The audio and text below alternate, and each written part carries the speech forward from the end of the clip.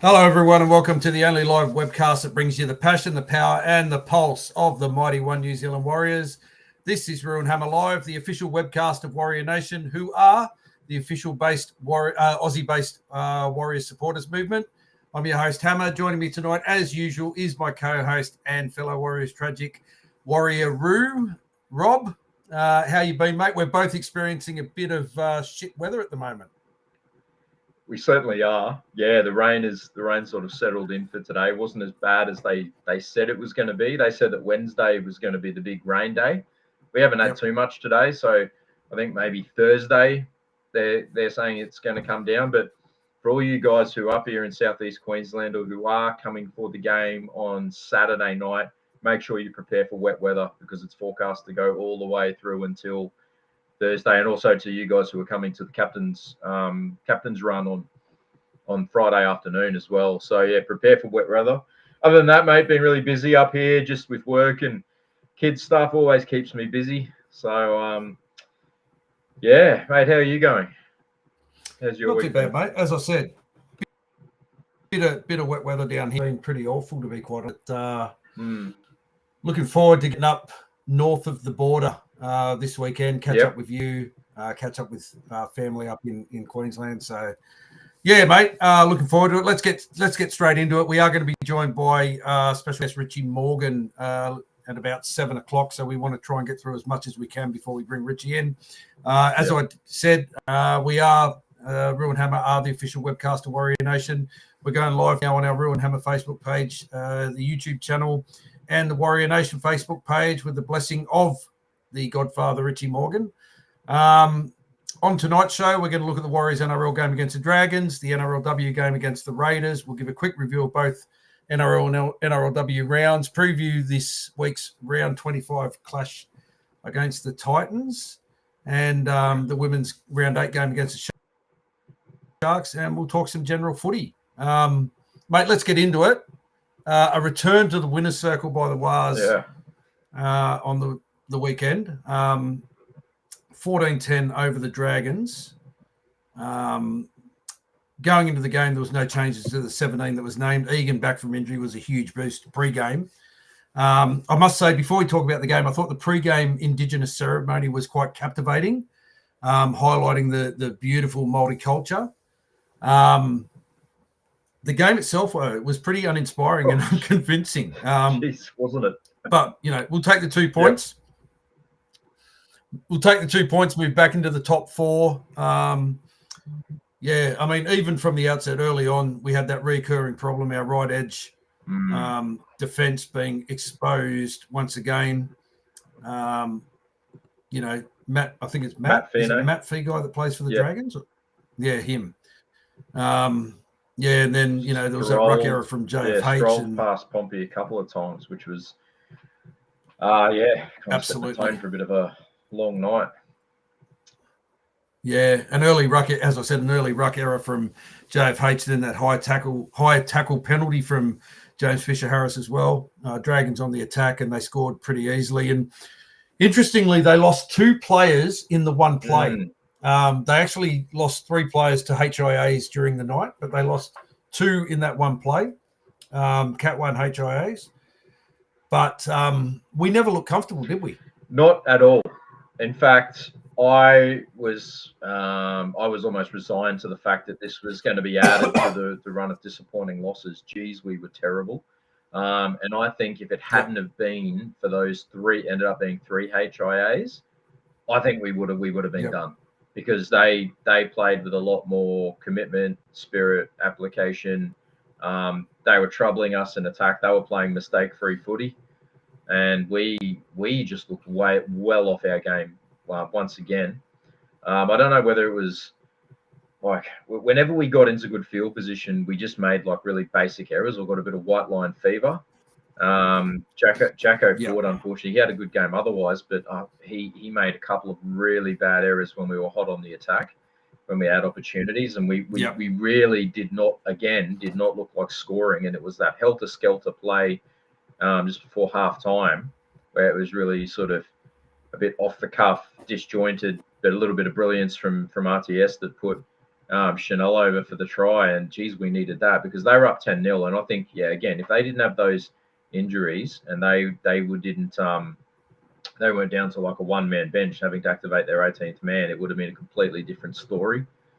Luckily for us, we hung in there and we got the points when we had to, but it wasn't really anything more than that. It's like we did just enough to win the game, but it was far from convincing. But a couple of people made this point to me straight after the game. It's like sometimes you need just a win like that, like a scrappy, you know, not uninspiring, but a scrappy kind of,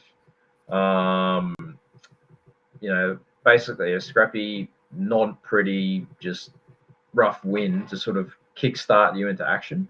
Because we'd been in a you know, a world of hurt the past 3 weeks, and maybe hopefully that's exactly what we need to spur us on for a bit of a late season revival, because we need to, because basically all the same issues that we'd had in the previous 3 weeks remained in that game, and it's really hard to tell whether, you know, how much of a factor was all those HIAs, and how much of it was us sort of getting back on track. I think we come to about the last 10-15 minutes, I think the penny sort of dropped, and we realized that we're up against a tiring defensive line, and we just had to play the long game. We had to play patient, and I think finally we kind of warmed to our task in that last 10-15 minutes, and we settled down and we did what we needed to do, and the points came, thankfully. And it wasn't good. No, there was nothing. There was nothing spectacular about it at all. Yeah. No.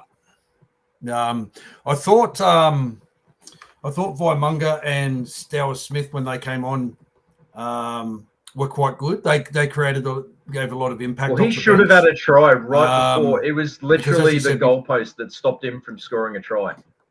Only the goalpost that stopped him, as Malcolm was saying. Like, I think that might have changed things a bit if we'd gone in 10-all at half time, and might have been able to kick on. But that I was thinking, oh geez, that is so unlucky. Yeah. For us, though, I mean, like I said, I think, as you said, it's a win that we kind of needed to have. It wasn't pretty. It was grinding. It may be what we need just to get back into that winner's circle and start getting some confidence going into the back end of this, the last couple of games before we go into semis, because that win now pretty much assures us that we're going to play semis. Where we finish in that top 8? Yeah, not 100%. So I've been doing what I've been doing, what I do, and there is a chance that we can talk about that later. But anyway, we're like 95% there. I just think with our run home compared to the run home of, say, the Dolphins, Roosters, because I don't think anyone under the Dolphins can make. Yeah, I don't think anyone under the Dolphins. It's only the Dolphins outside of the 8 that can get in, and they would need to win all 3 games. Not negotiable. Like, they would have to win all 3 games. Yes. The only way it can be anyone else is if the Roosters and the Dolphins don't win another game, and the Tigers and Manly win every game. Manly ain't doing that. They could make the 8. Yeah. No, they're not.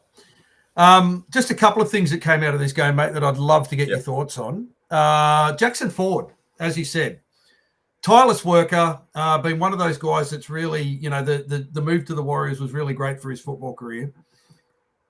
Is he the only guy in the NRL that gives away a penalty for not getting to his feet every week? Seems like it.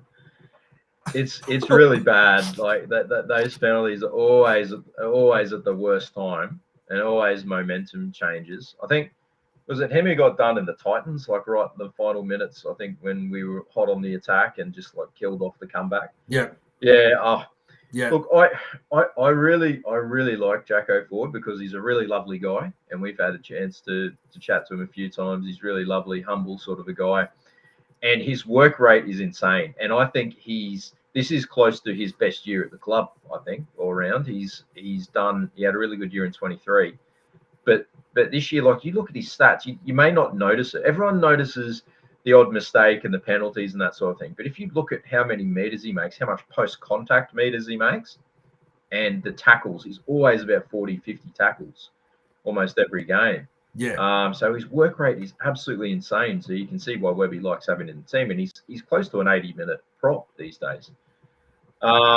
Well, he won't be playing 80 minutes for the next couple of weeks. No, he won't be. Thank you very much, Match Review Committee. But yeah, he just, for whatever reason, he can just find a really bad error or a really bad penalty, and it's just always at the wrong time. And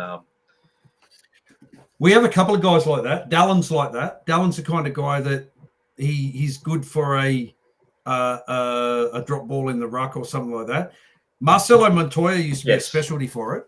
And the other one that's for a leader, James Fisher-Harris has some errors in his game. He does. And it really came to the fore last game. It really wasn't his best game for the club, it must be said. I was sort of wondering, like you, I thought the pre-match ceremony and everything was fantastic, a really nice touch, and it's great that the multiculture gets recognised in this Indigenous round. Yep. But I was sort of wondering, like they often say about the Kiwis or the All Blacks, whatever, after they do the haka, or that they say there's a really big sort of almost come down from it. Yeah, I was actually thinking at the time, gee, I hope this doesn't have any negative sort of impacts on our game or his game. And it has to be said, like that was really not his greatest game for the club. I mean, he's always solid and gets on with his work, but he's not a standout like say Fanua Blake was as a prop. But yeah, you're right. He had a couple of really ordinary moments, like giving away high tackle penalties, going on with it a little bit. Drop balls and that kind of thing. So but I'm sure he'll be more disappointed than anyone was. So expect a big performance from him this week. Yeah, I mean, it wasn't as noticeable, that kind of stuff, when we had Mitch Barnett. Yeah, that's right. Partnering him up front, I mean, and Mitch is a great leader, and I think now that all the responsibilities fallen onto James Fisher-Harris's shoulders, I don't know. Maybe he's not. I don't know if he likes that one-out captain type stuff, because we know he's not a talker, and he's quite. Yeah, he's quite open about the fact that he doesn't like talking. And this week's going to be even bigger because now he loses a guy like Jacko Ford, who does play big minutes and is a good player. We've got young Dimitri Vaimonga coming in to start this week, and we'll get to the team when we get to the team. Interestingly, I just want to go back to Jackson Ford. Did you hear Webby's discussing the outcome of that? So apparently this was his third crusher tackle this year. So loading. But all three of them have been through the match review committee. So the first two were a fine. He said this was his third one, but he got 3 weeks, which Webby finds quite amazing. It surely should have just been a week. Like you go from fine to maybe a week, because like you look at the big scheme of things, like he did a crusher tackle that didn't get penalised and didn't get brought up in the game. There was no stoppage in the game. Didn't get penalised. The game just flowed on. It was in the review of the game afterwards that they came back and they said, "Oh, that's a crusher tackle," and he gets 3 weeks. Yeah. And then I keep harping on this. You go back to the game against the Dolphins, and the bloke that broke Jacob Laban's leg got 2 weeks. So it's and I wonder why, like, we complain about this sort of thing. Like the inconsistencies are ridiculous. We can go back however many years when bloody Nelson broke Wade Egan's jaw and didn't even get penalised, didn't get anything. Yeah. And then, you know, the most innocuous kind of incident gets one of our guys like 1 or 2 weeks, or 3 weeks in this case. I remember watching. Yeah. I remember when it happened, and I was surprised we didn't get penalised, I must admit, because it seems to be whenever any player like grips the back of their neck like that, it's like the referee instantly goes for the whistle. Yeah. So I do remember thinking we'd sort of gotten away with one, but 3 weeks for that, jeez. Yeah, I know. It was massive. It was massive. Just going into the stats of the game, mate.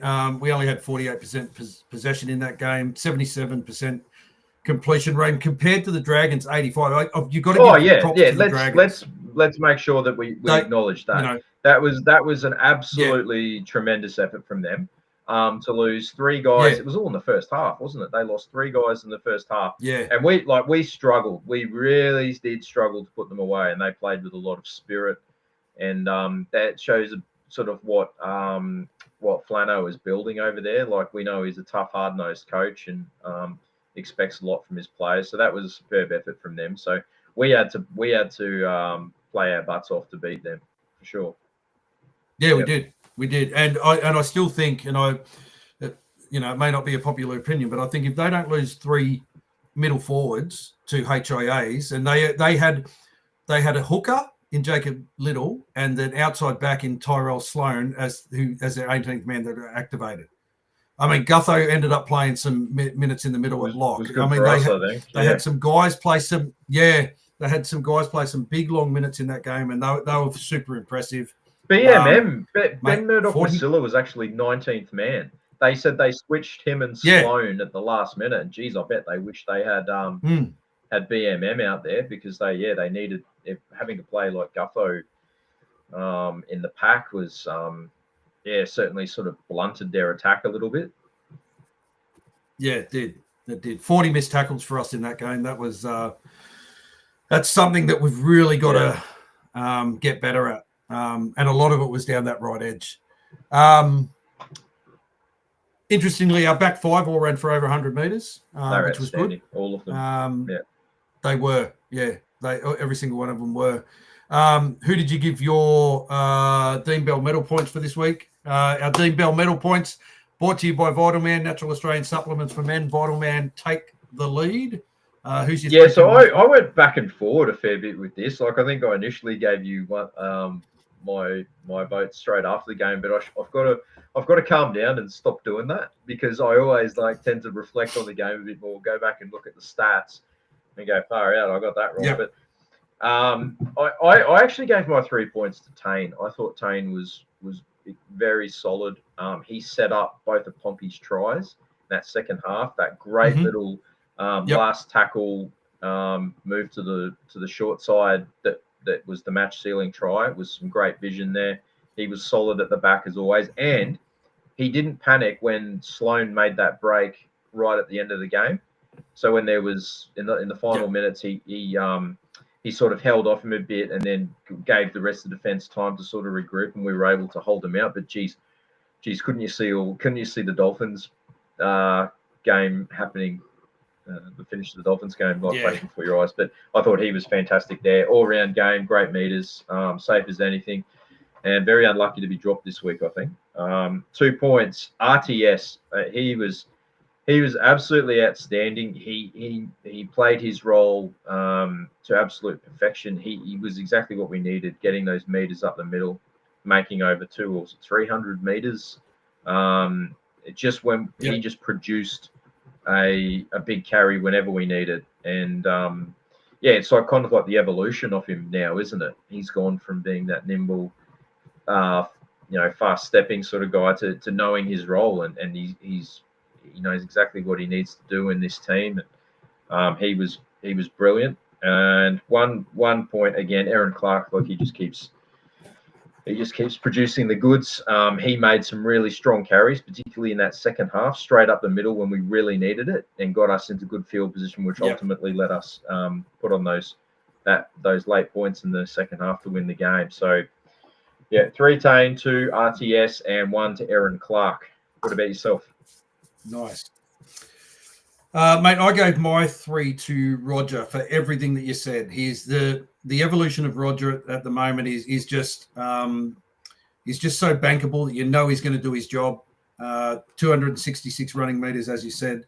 Break a tackle. He used to break tackles or break ankles with his stepping, and now he's doing a lot of that just with some hard carries, running, breaking tackles straight up. Yeah, hard carries straight through the middle. I gave him my 3. I gave Aaron Clark 2.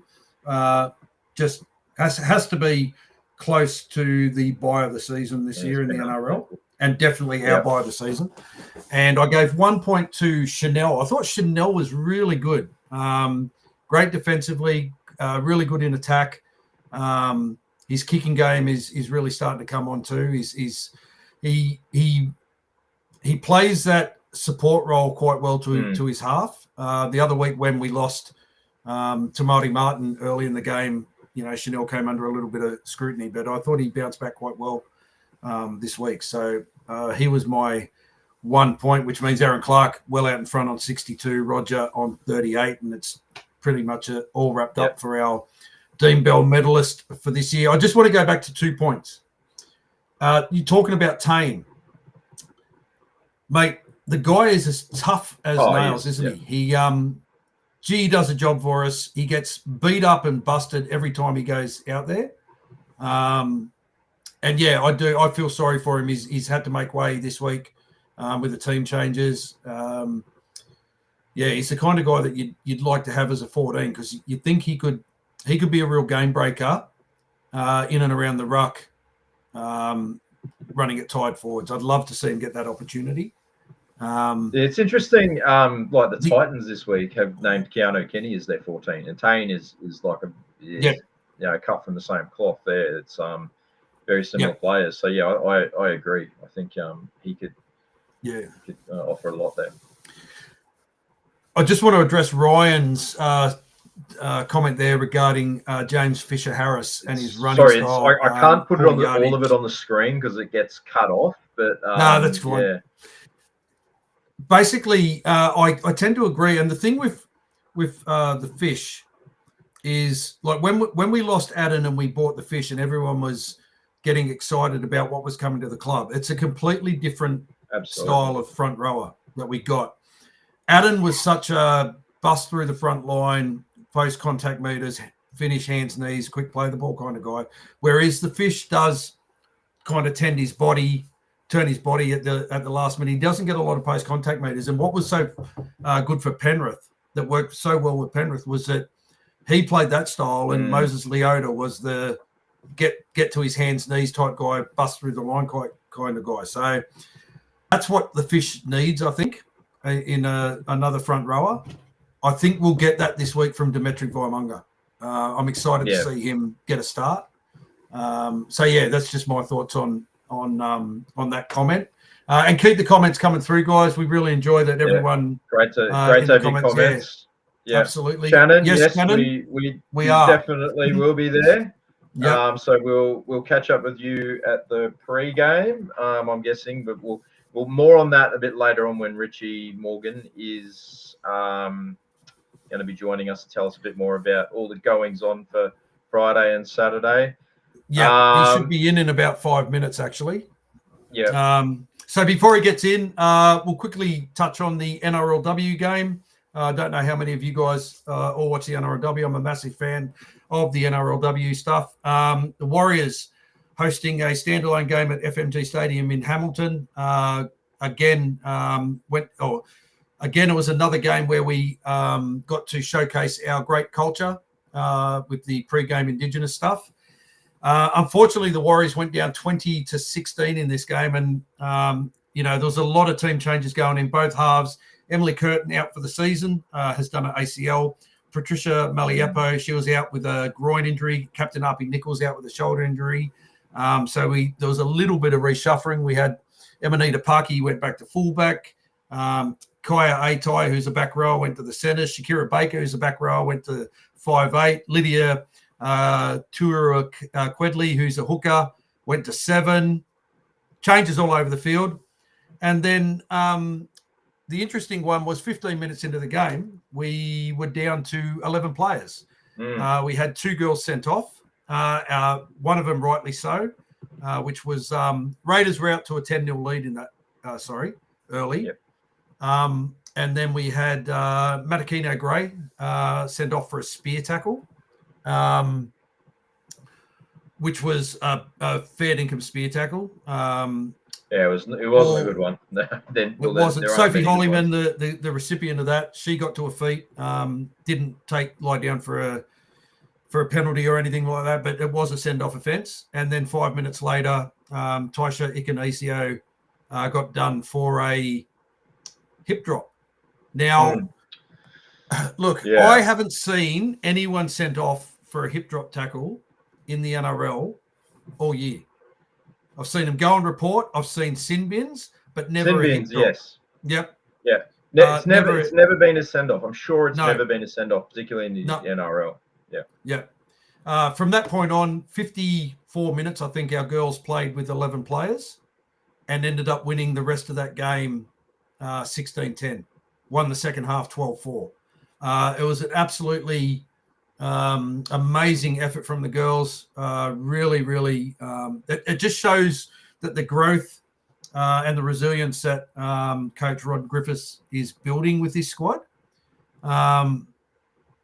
If you can get out and watch these girls play, they've got another standalone game, I think, this weekend at FMG Stadium on Saturday or Sunday. It might be a great opportunity. Get out, show them some support. There was a great crowd there on the other night in the rain.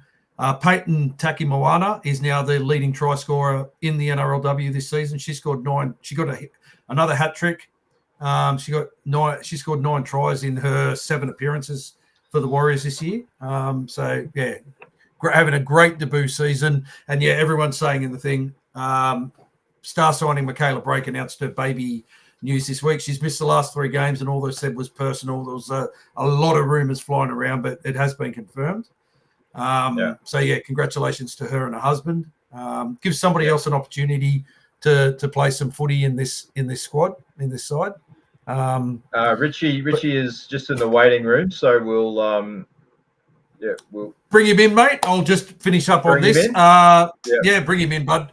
So the NRLW had that loss. Matakina Gregg, she got 2 weeks suspension for her spear tackle. Taisha Ikanizio got 3 weeks for her for a hip drop. So the man's here. Firstly, Richie, how are you, brother? Good to see you. Fucking awesome, boys. Up the wires, baby. I don't know. I've got this energy, bro. I am so pumped for this weekend, man. Thanks for having me on, boys. Thanks for having me on.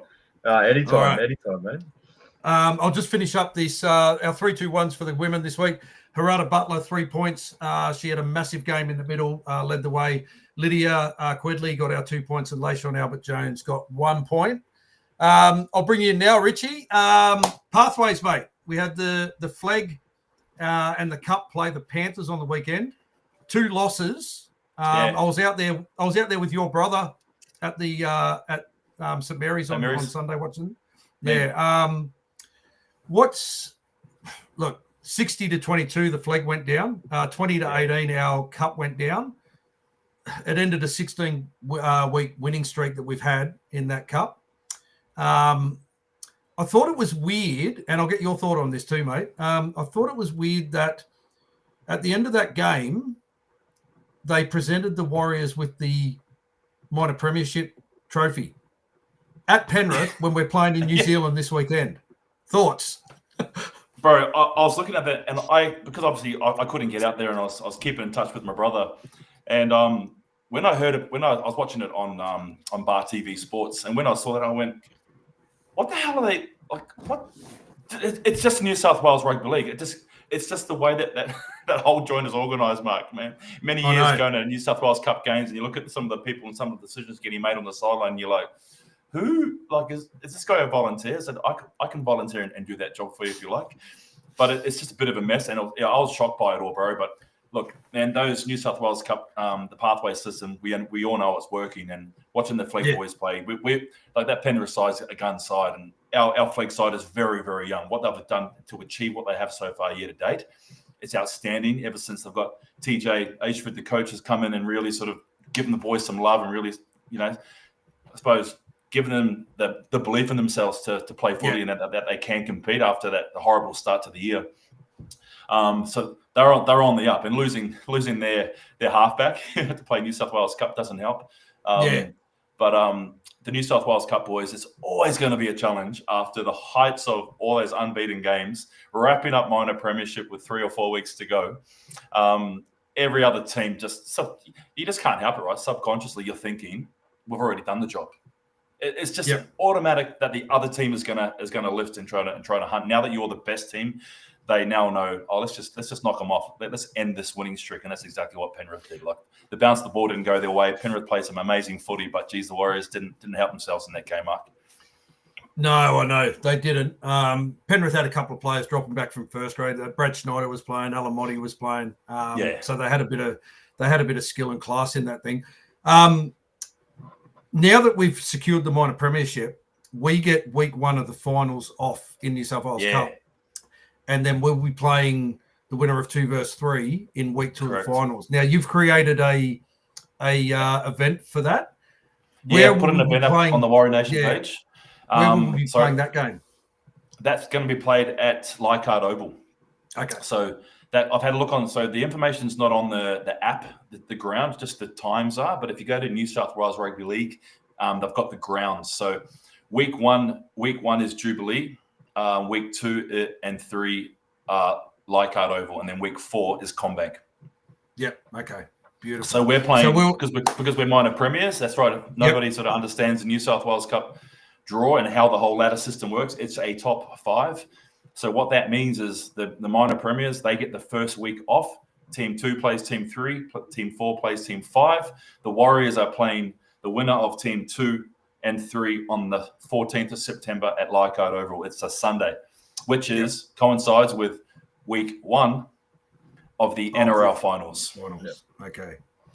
So, who knows where our first grade will be playing. So, let's wait and see.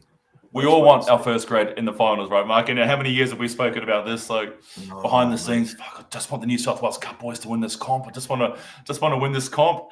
I think as fans, as Warrior fans, we just want our teams to win a comp, right? It doesn't matter what level.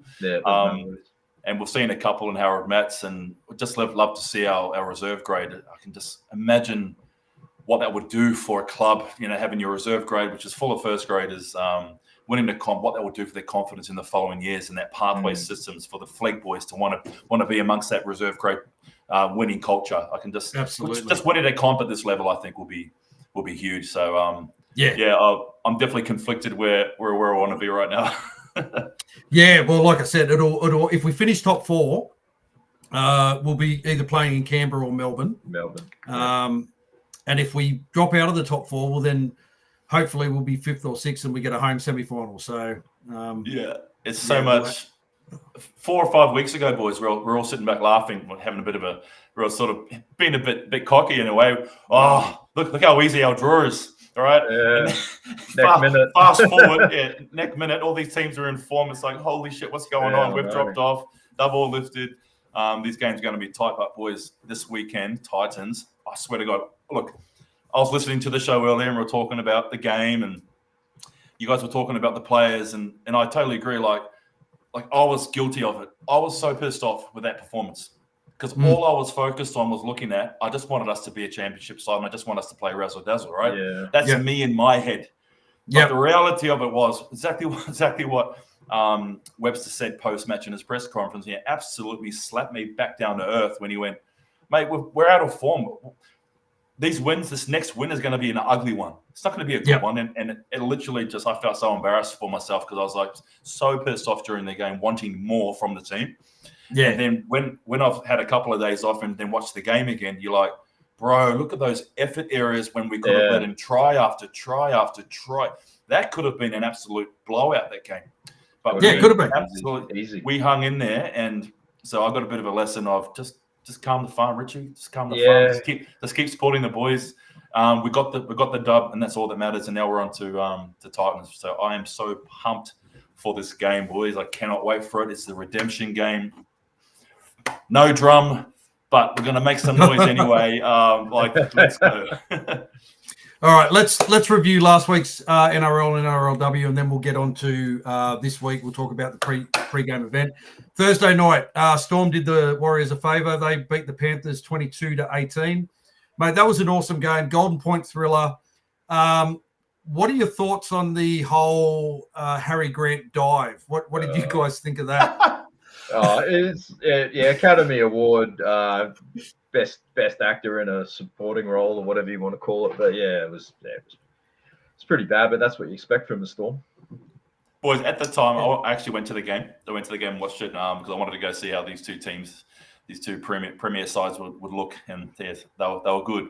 But when that happened, I absolutely, literally pissed myself laughing out loud because, and my first reaction was, oh, here's Penrith thinking they can cheat better. Old Harry Grant, hold my beer. You think you can cheat? You can't out-cheat a cheater, bro. That's exactly what I thought straight away. I was like, oh, this is brilliant.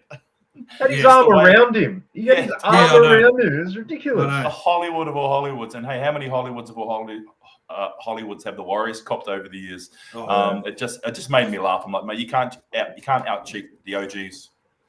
Well, we had one go our way on the weekend. I really thought that they were going to call back the Pompey try for an obstruction, and they didn't. I've seen heaps of those called back. Hey, we got lucky there for sure. We're lucky Casey Badger wasn't in the bunker. It was Casey Badger. Well, he was another player. He saw Harry Grant's heroics on the weekend, right? He obviously saw those, so he thought, oh, let's do that. I'm going to get a try for sure. It's the Warriors, right? For sure. But absolutely applaud the bunker for having absolute common sense and showing that he was trying to milk it. He was chasing him, trying to play tag, trying to tackle him after Nick Quarter had gone through. So, Friday night, Warriors 14 over the Dragons 10. The Roosters 32 over the Bulldogs 12. Big win for the Roosters. Dominant statement win for them. Bulldogs, even though they're still up there in that fight for second place, they've had a couple of losses. I think they've lost 4 of their last 8 games, so they're not travelling as smoothly as what everyone thinks. And the Roosters are one of those teams Roosters are one of those teams like the Panthers that are going to cause some havoc in that makeup in the top 8. Saturday, Sharks 54 over the Titans 22.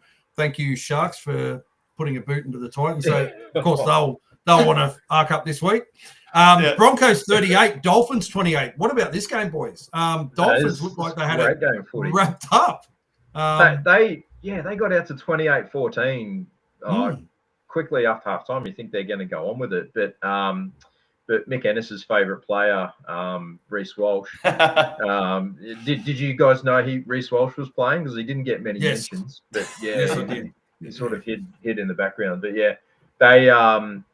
they just went bang, bang, bang, and straight back into it. And like they proved that they're still going to be a force to reckon with, even despite missing their halves, unfortunately. But that was a really good game of footy to watch. Lots of tries scored, and it's interesting because the Dolphins, like if they lose one more game, then the top 8 is locked in.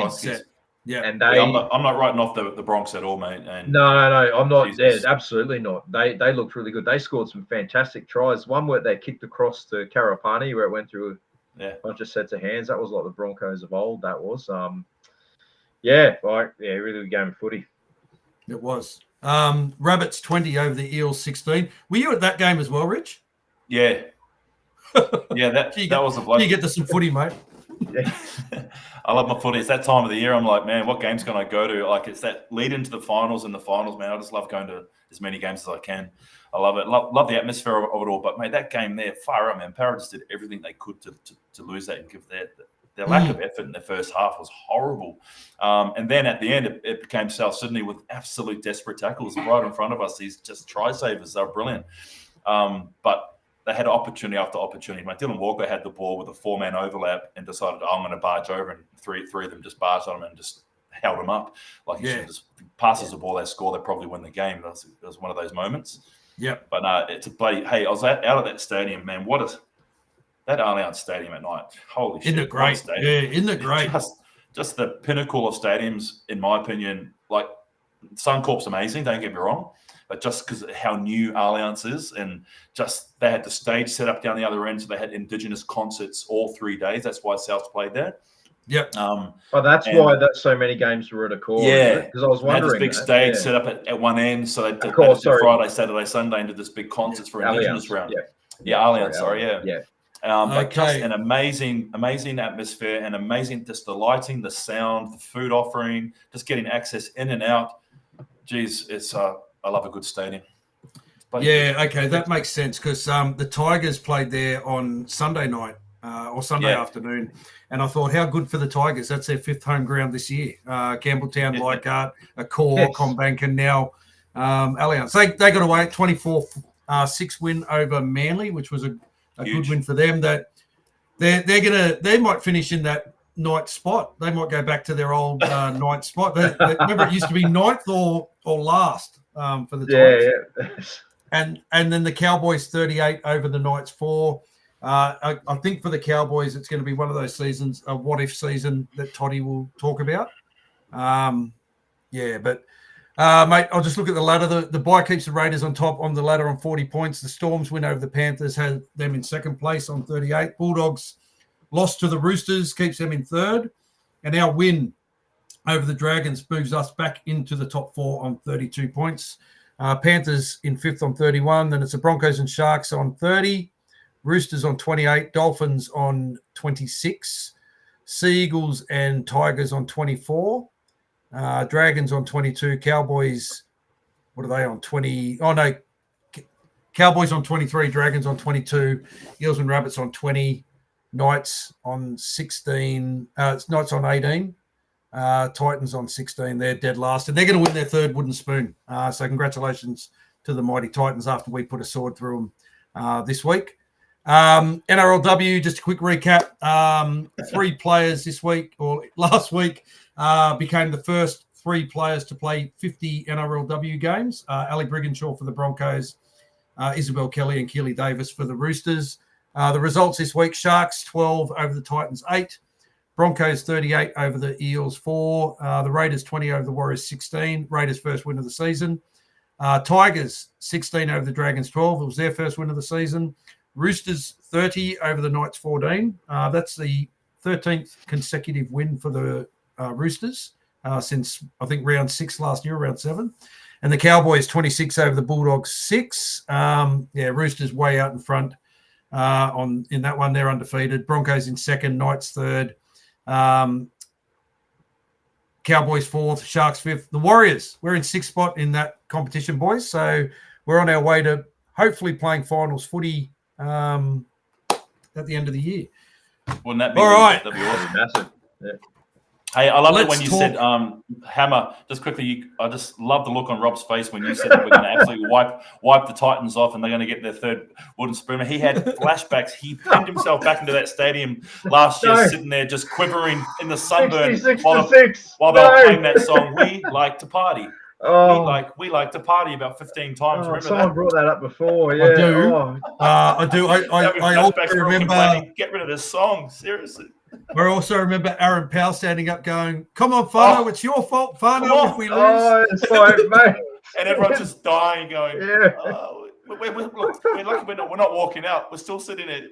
Yeah, we sat through that whole thing. Jeez. That was tough. I said to Danny last year when she sat through that, and I said, "You are now an official Warriors supporter." That's a rite of sit through a loss passage. There's ever like been that? one. Yeah. It is.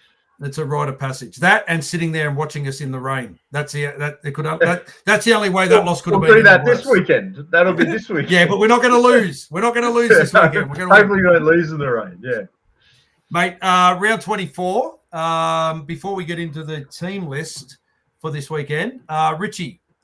As per this whole season, you have been organising these great pre-game meetups for the fans here in Australia. Well, tell us what you've got in store for us this weekend, mate. Pre-game meetups. Yeah, man. Like last year, as per the year before that, the Sporting Globe in Robina loves Warriors supporters, loves being a part of us. So they've got their venue and they've given us their space from 2:00 on Saturday at the Sporting Globe at Robina. Would love to see you guys there. They've got buses on. It's buses by the venue. The Sporting Globe put on a coach, and it leaves every 15 minutes. So if you've got any issues, you can park around the Sporting Globe. We did it last year. A little bit of a quick walk back to the car park after the game. And there's buses that leave every 15 minutes directly from out the front of the Sporting Globe. So they've made it so easy for you. Guys, they've got an app. I really want to stress that the Sporting Globe have got an app that you can sign up, and there's a Warrior Nation supporters affiliation where you can actually plug in to say that you're part of the club. What that does is the more we spend, the more that we give back to the fans. So the Sporting Globe have teamed up with Warrior Nation. So we can do other events like finals watch parties. And the more we spend at these events, the more we can earn in rewards to be put back into Warrior Nation. I don't know if you guys know, but I don't take any money back from Warrior Nation. I try, if I get anything, I try to give it all back to the people. So this is why I'm trying to get partners like the Sporting Globe who love what we're doing. and they love what our supporters are all about, and they're going to give us this opportunity. So I stress to you guys, please download the Sporting Globe app. Go and make your purchases. Scan your QR code when you're making the purchases, let alone the fact they've got a $7.90 pint of beer and they've got a $10 special and they've got lots of food. So there's great discounts to be had on the day. Please support them. Get there. Use this app. If you're going to be spending the money anyway, you may as well be putting it back to help Warrior Nation. It will mean the world, because then we can do some finals parties and things like that. And Sporting Globe is all over Australia. They've got one in Logan, they've got one in Chermside, they've got one in Robina, Surfers Paradise, I believe. They've got them in Sydney, they've got them all over Melbourne. So this could be a start of a really good partnership for Warrior Nation and us fans and supporters. So please get there, guys. You've probably seen rumours that the drum is not allowed. Yes, that is correct. A couple of years back, we absolutely run amok, and we every time the Titans drum came up, we just bang, bang, bang. And everyone knows that the Gold Coast v Warriors is, what am I, guys, 70-30, 80-20? Like, it might be fair saying 70-30. Easy, comfortable. 70-30, Right. It's one of the games that the Titans love having the Warriors at, because they know they're going to have their revenue's going to be up on food and beverage. The ticket revenue's up. So, but for some reason, our supporters and our fandom, we can't overtake the Titans for this. So they've banned the drum. The only drum that's allowed is the Titans drum. Look, that's their rule, whatever. Do I like it? No, hell no, I don't. I think it's against the whole ethics of rugby league and who fans are. Fans are the reason why rugby league exists, in my opinion. But we're going to live by it, so we're going to find another way to go hard and make some noise for the guys. So let's start it at the Sporting Globe in Robina from 2 o'clock. Buses are from 4 o'clock every 15 minutes. Or you can walk. It's about a 20-minute walk to the stadium. 15, 20, depends how fast you walk. It's not bad. Yeah, it's not close, but it's not a hard walk. Yeah. And we'd love to see you guys there, guys. I'm going to be giving away. I've got some QR codes. I'm going to ask you guys to scan at the Sporting Globe, and if you do, you're going to go into. It's fine. I'm wearing my nice little outfit, even though it's freezing cold and pouring down with rain here in Sydney. But I'm going to be giving away one of these fortified native hoodies. It's got some little embossed logos on it. You can't really see it, but it's nice embossed colors. And I'm going to give away a Warrior Nation cap. So all you're going to do, I'm going to be posting it out to you. You're going to have to register on the day, register by the QR code. Just put your name and email address in, and we'll give you and I'll post it out to you. Australia, New Zealand, I don't care where it is. I'll post it out to you. Doesn't matter where. So, and who knows? I'm going to have a couple of Sal's Pizza vouchers that will also throw into that as well. Sal's Pizza, that they've got venues in New South Wales and Queensland and also in Victoria. So we'll have you covered. You can get feed, spill the sauce all over your hoodie, but keep your Warrior Nation hat. So we're trying to go hard and fast, guys. We really need your support. We need to get there and need to get bums on seats and make it work. And who knows where this can go for the following for next year, and how our pre-game meetups look for next year with Ruin Hammer, with getting ex-players. We've had lots of chats, boys, and we've got so many exciting things planned. But it all starts, the energy that comes in the stands, it starts at the pre-game meetup. That's where it all begins. We all know each other, new friends, and we go hard. We'll jump on board and we'll donate a Up the Wires, a Ruin Hammer Up the Wires shirt. The 2025 version. 2025 version. So I'll bring that up. Beautiful, boys. Thank you so much. As well, bro. Beautiful. So guys, we are self-funded. We're volunteers. We don't get paid to do this. We do it from our heart and soul for the love of the club, and for the love of you, the fans. We are fans doing it for the fans. And that's what we're about. That's what Warrior Nation is. So thank you so much for all of your support this year. We're getting close to the end. But in terms of us as friends, as mates, as Warrior supporters, that never ends. The games may end, but our friendship and our love for us being together never ends. So thank you to you guys, Ruin Hammer, for letting me say this, because I've been very, very passionate about how I feel about this, and I'm just pumped and can't wait to get together. And we've got this. We're going to have a little bit of a watch party for us in Sydney, watching the Power game, and then we're at the Broken Bay Brewery in Manly for the final game, and then let's see where we go from there. If we have a watch party somewhere in Sydney, in Brisbane, Gold Coast, but we've got a couple of little irons in the fire to make that happen. Yeah, up the wires, let's go, mate. We want to thank you for everything that you do for the Warriors fans, both here in Australia and in New Zealand. We just feel very fortunate that we've been able to share this journey with you. in so many different ways, and to be able to, I mean, it's no secret, we say it all the time. Rob and I met through Warrior Nation. Ruin Hammer exists because of Warrior Nation. So whatever we can do to support you and your vision and your journey, we'll always be there, mate. 100%. Not behind you, we'll be standing right next to you. Yeah, so yeah, thank you, mate. We love you. Kapai, boys, kapai. So good. Okay, footy talk. So footy talk. Rob, have you got the team list for the Warriors for this weekend? I have. So the team that Webby is named to take on the Titans again this week at Seabus Shipper Stadium at Robina there. Fullback returning, Chance Nickel-Klukstar returning to fullback. On the wings, Dallin Watene-Zalesniak and Roger Tuivasa-Sheck. Adam Pompey and Rocco Berry returning to the team. That's a bit of a talking point. We'll get into that in a minute. The halves, Chanel Harris-Tavita and Tanner Boyd retaining his spot at halfback. Forwards, James Fisher-Harris, Wade Egan and Demetric Vaimunga up front. Back row returning is Kurt Capewell, Murata Niokore and Aaron Clark. On the bench, Timade Martin back from his 11-day stand down. Eddie Iremia Tuiava, Tanastawa Smith, Laka Halasima. And the extended bench is Tane Tuapiki, Sam Healy, Bunty Arfoa, Kalani Going, Ed Kossi. And the question that was asked before, who is the referee?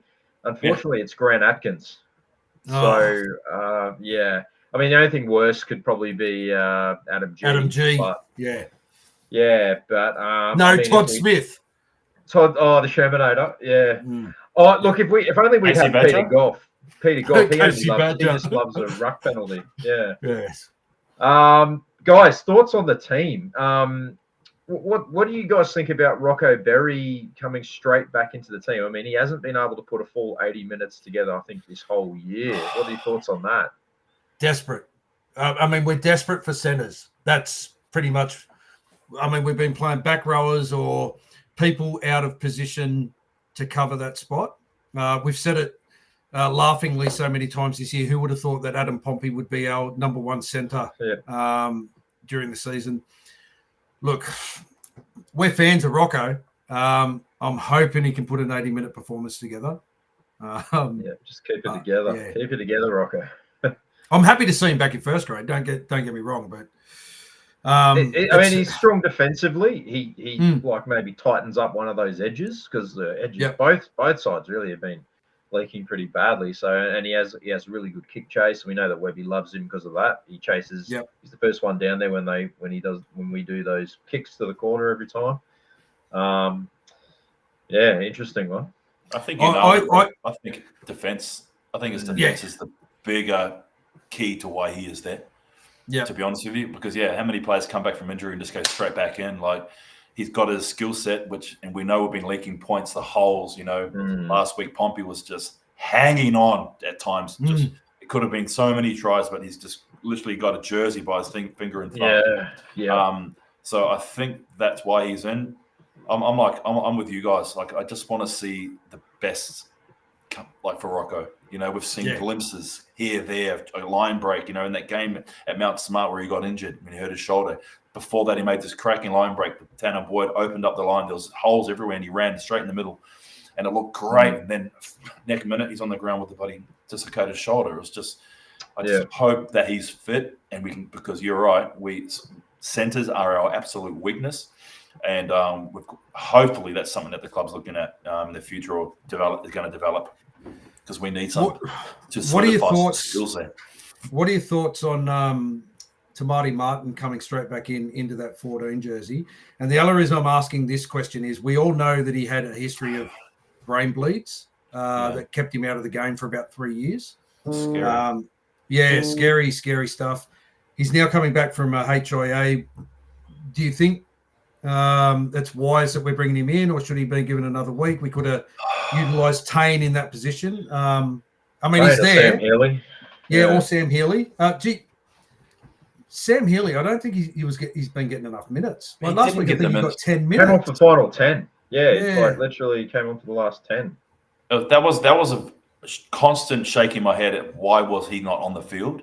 Because in every game that he's played, guys, do you agree that he really does speed up the middle? He really straightens up the defense. He gets out of dummy half and just goes straight. He just very much like Cameron Smith picks that ball up straight, and the defense comes in, and then there's holes out wide. It just I was very, very surprised that he wasn't on, considering they had no players, they had no bench. We didn't want to get in these sped out dummy half to turn them around. I was very surprised that he wasn't on the field. But who the hell am I? I'm just some footy fanatic. But yeah, Tamaide, bro, Tamaide. Yeah, I think it's okay. I think they've got the doctors. They know exactly what's going on. They understand the situation. I love him in the side at 14. He just fills so many holes. That's what I love about him. Well, that's it. Yeah, his versatility, and he can play anywhere in the back line. Can play at dummy half. Can fill in there. So cool. He's such a cool character. I love Tamaide Martin. Where are the dangers in the Titans side for us for this week? For me, it's a guy like Tino starting to get some meters under his belt, and Jaden Campbell, just tough as nails, never gives up. Really creative. Hey, yeah. Well, they've got some speed. That's the thing that I'm worried about, is the speed factor. We've got speed, but we don't have the speed in the centres and on the wings. Brian Kelly, Jojo Fafita, Philip Sami. Remember what he did? Yeah, 2 tries against us a few weeks ago. And then you got Kieran Foran. You tell me Kieran Foran doesn't want to? He's not going to play his best football against the Warriors just because he can, because it's respect and for him to carve us up. He's only done it his whole career. There's lots of fear factor out there, but the boys, we all know how much what this game means. It has to, right? Look at the ladder. We're hanging on to 4th, literally. Sharks are going to go. They're going above us. They're not even going to play a game without doing anything. So if this game is a loss, I hate saying this, but we go to either 5th, 6th, or 7th, depends on if Broncos and Penrith win or lose. Yeah. So it's all on. This game's huge, man. This is a mini finals game right Massive. here. Yeah, it is. Well, it's finals footy for us every week now. That's it. It is. We've got to have that mentality. We've got to have that mindset when we go into the games.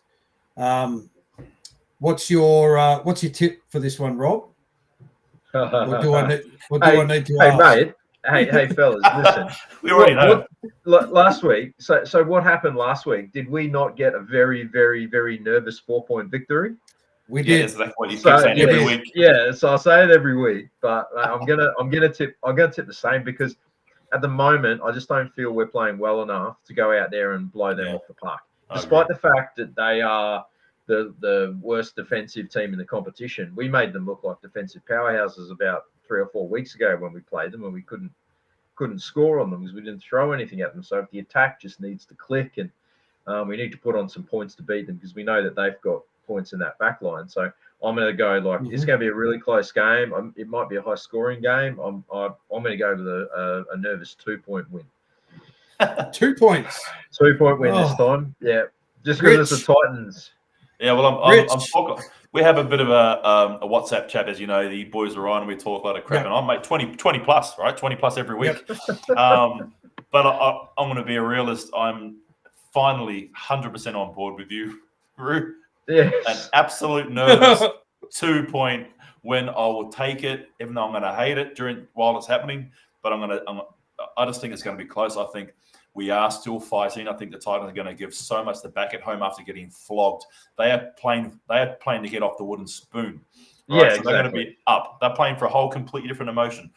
What do you play more for? Do you play to get into the top 4 when you know you're already in the finals, or do you desperate to not win the wooden spoon? We'll find out on the weekend. We'll find out on Saturday night. Yeah, we will. Nervous 2-point win for me, gentlemen. Yeah. Oh, well, I'm the optimist. I'm the cockeyed optimist of the group then, am I? Because I'm going to say an 8-point victory. 8 whoa, big spender. But I think it'll be a 2-point game with about a minute and a half remaining, and then we'll get a late try, and the score will blow it, give us that 8-point victory. Yeah. I was going to ask, are we up 26-4 with about 18 to go? And then, something like that. Yeah.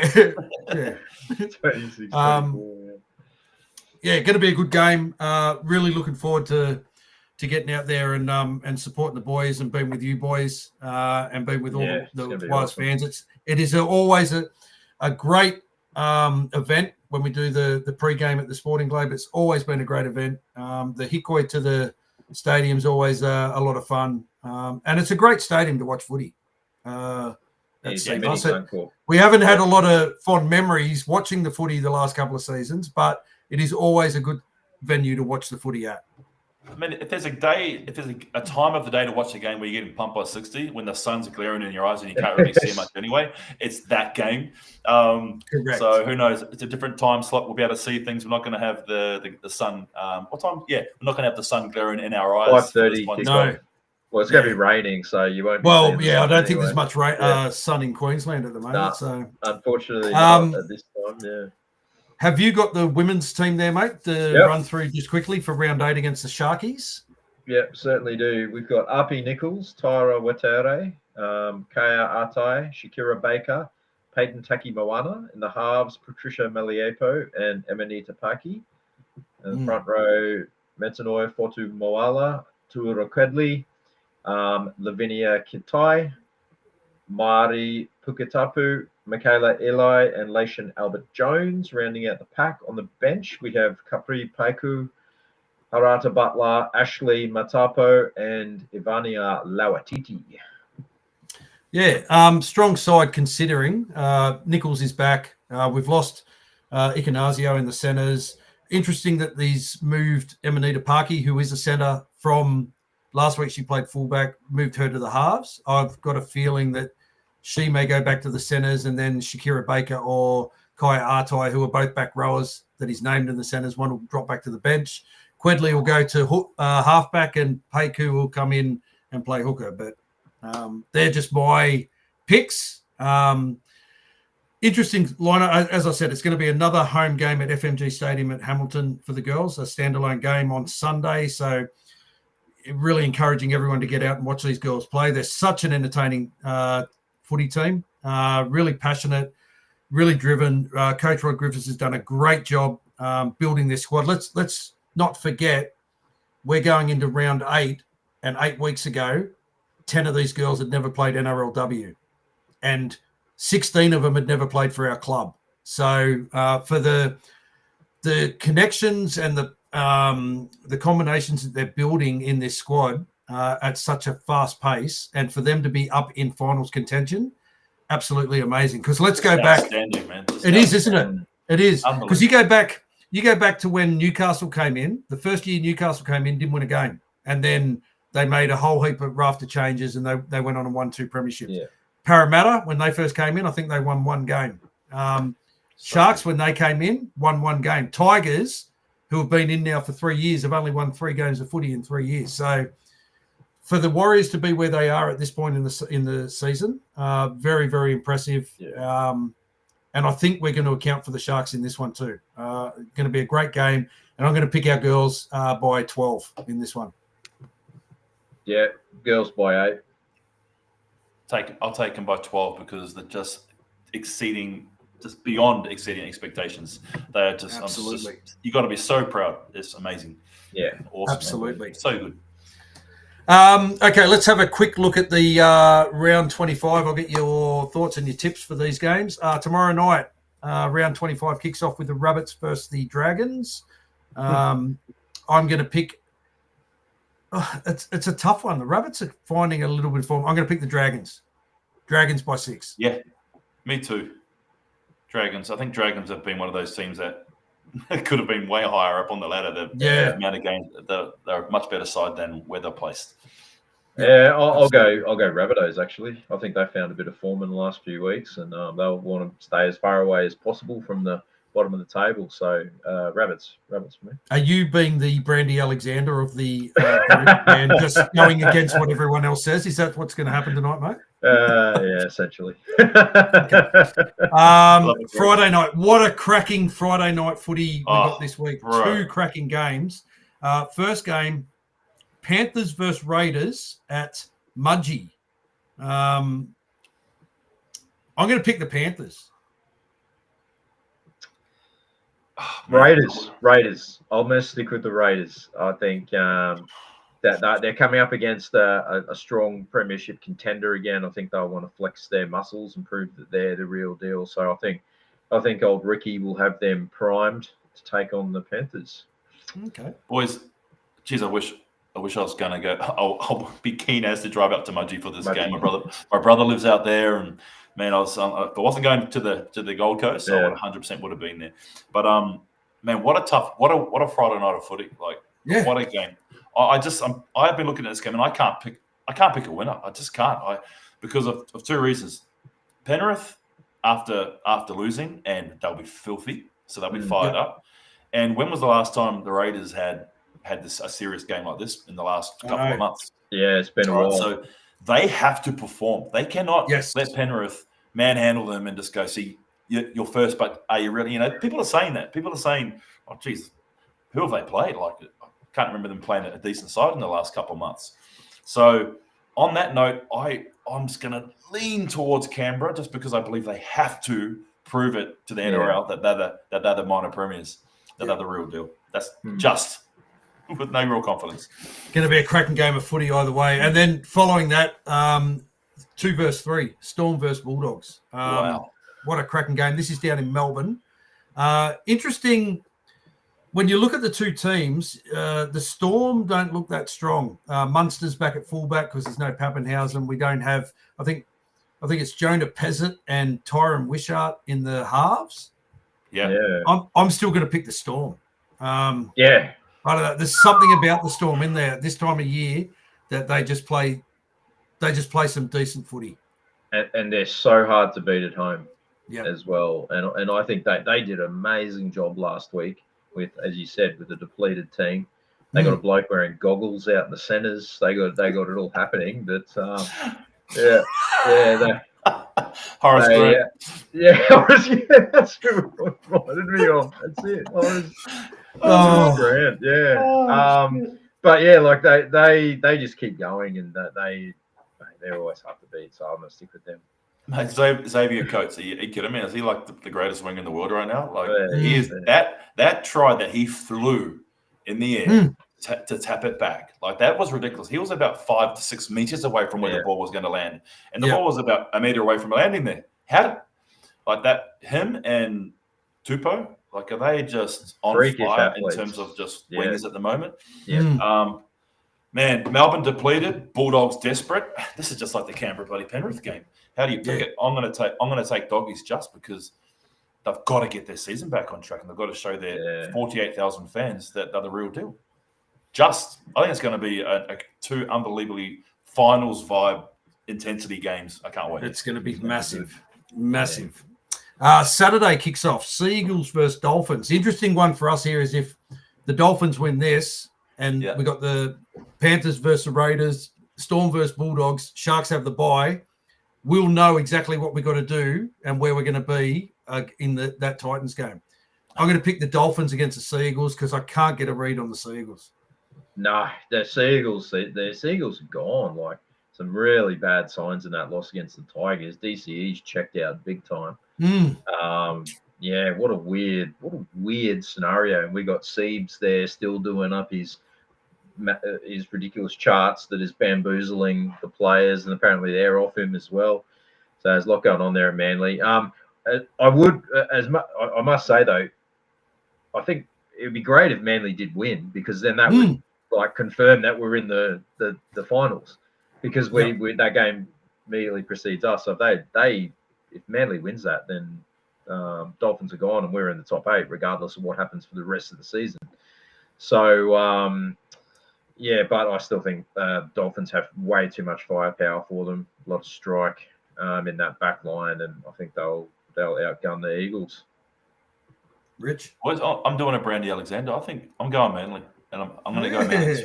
I'm going them to. I'd love them to win. Yep. For the crowd, the crowd's going to be there. They're going to get behind. It's a big occasion. The players are going to lift. It's Daly Cherry Evans 350. Yeah, that's right. It's just 350. Oh, it is too. Yeah.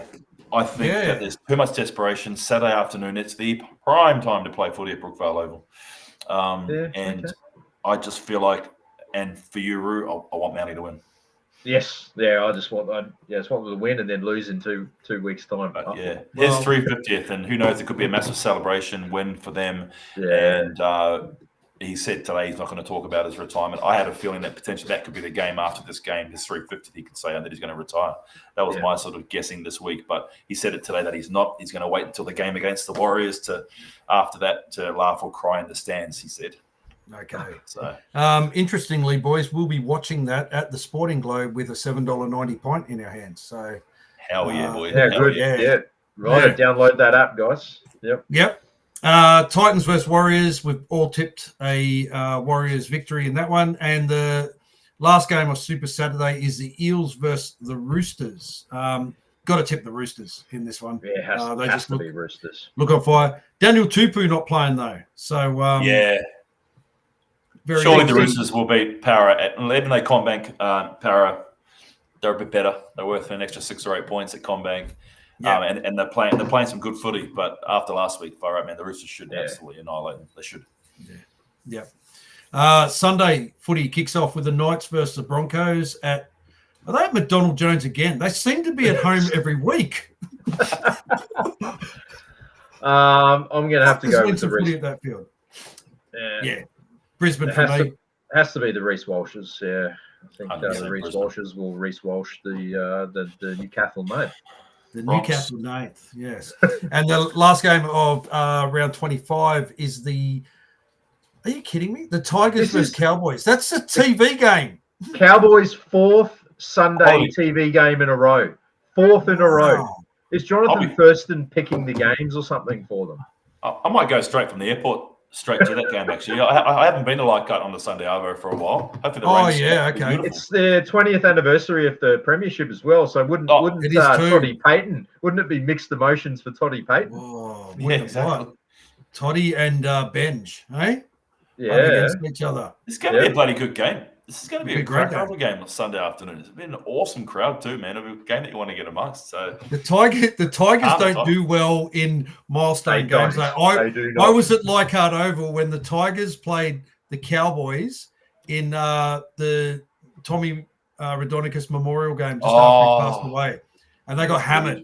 They got hammered by the Cowboys that game.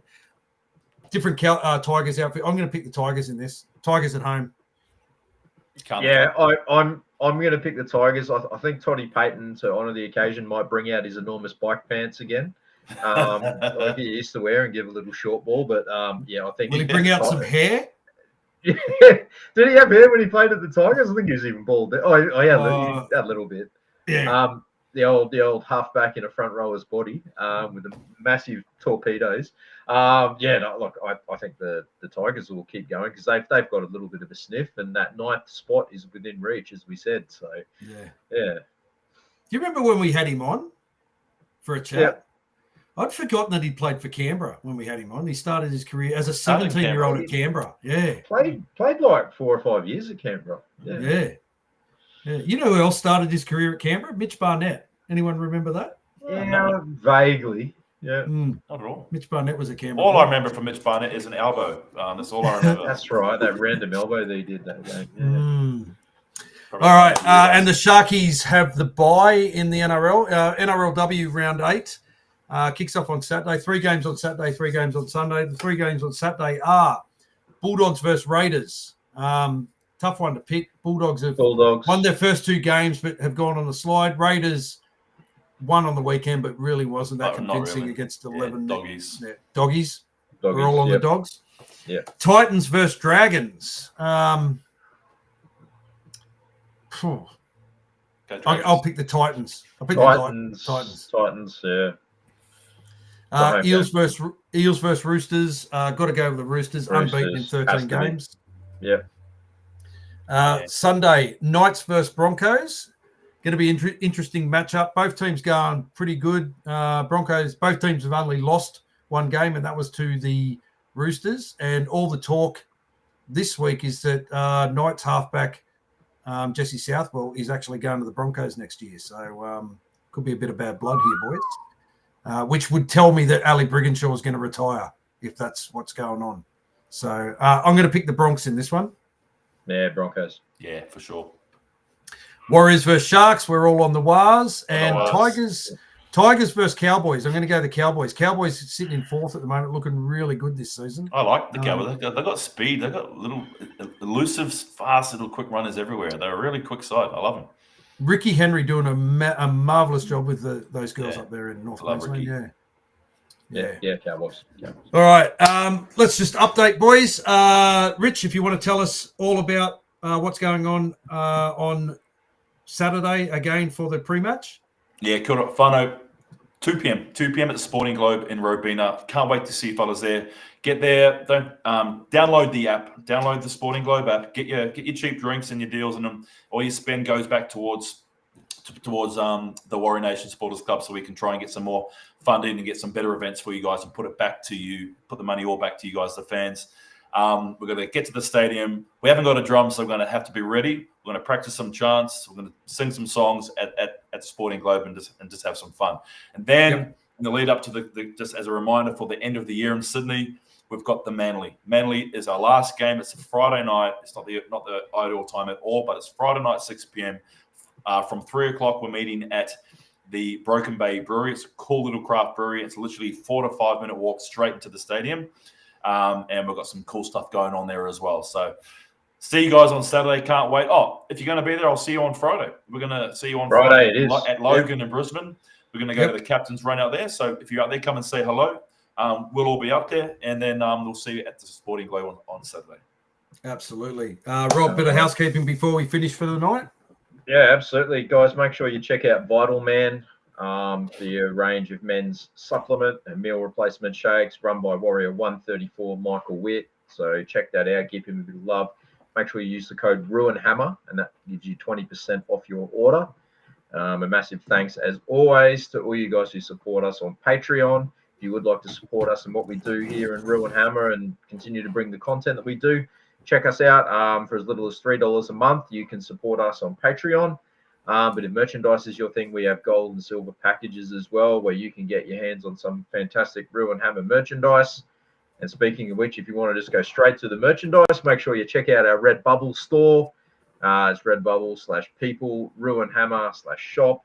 Make sure you go through our shop because we get a small percentage of all the sales come through to support us. And there we go, the Up the Wars. We got the 2025 version. The 2023 version went absolutely nuts and was our best selling shirt of all time.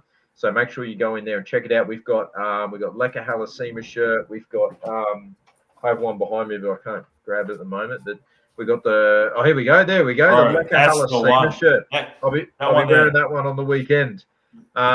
We got Luke Metcalf, James Fisher-Harris, Aaron Clark. Jump on, check it out. If there's something you like, make sure you grab it. They have sales on there all the time. So make sure you check it out. And thank you to all you guys who have bought merchandise. We really appreciate it. Absolutely. Thank you, everyone, for joining us tonight for another episode of Ruin Hammer. Thank you to the Godfather himself, Richie Morgan, for not only gracing us with his presence and giving us his insights on the Warriors as they move forward towards the NRL finals, but for everything you do in creating these great events for all us fans to be a part of, to enjoy, to connect with each other. And, mate, we're forever indebted to you for, allowing us to broadcast our Ruin Hammer webcast onto the Warrior Nation page. Creating this wonderful Warrior Nation whānau that we have created. And as I said to you before, mate, got our support 100%. We'll never be behind you. We'll always be standing right beside you, mate. And love you, boys. One club, one dream for life. Absolutely. That's it. Absolutely. What's your catchphrase now, mate? Forever, not whenever? Forever, not. I've got about 400 catchphrases. I was going to say, which one? Forever, not whenever. Yep. Together as one, loud and proud. One club, one dream. Hey, it's all about togetherness. Let's just stop. Don't give up on the Wars. If we get pumped, we go again next week. We're in this for life. We're not bandwagoners. None of this shit. We go in. We're all in. Let's do it. Up the Wars, and see you guys on the weekend, man. See you on Friday. Up the Wars. Thank you, everyone, for joining us. See you on the weekend. Richie, I will see you Friday morning at Gold Coast Airport, mate. I'll come through and pick you up at the airport. And then Rob, we're going to meet you up at Logan. Yeah, we'll see you at Logan on Friday.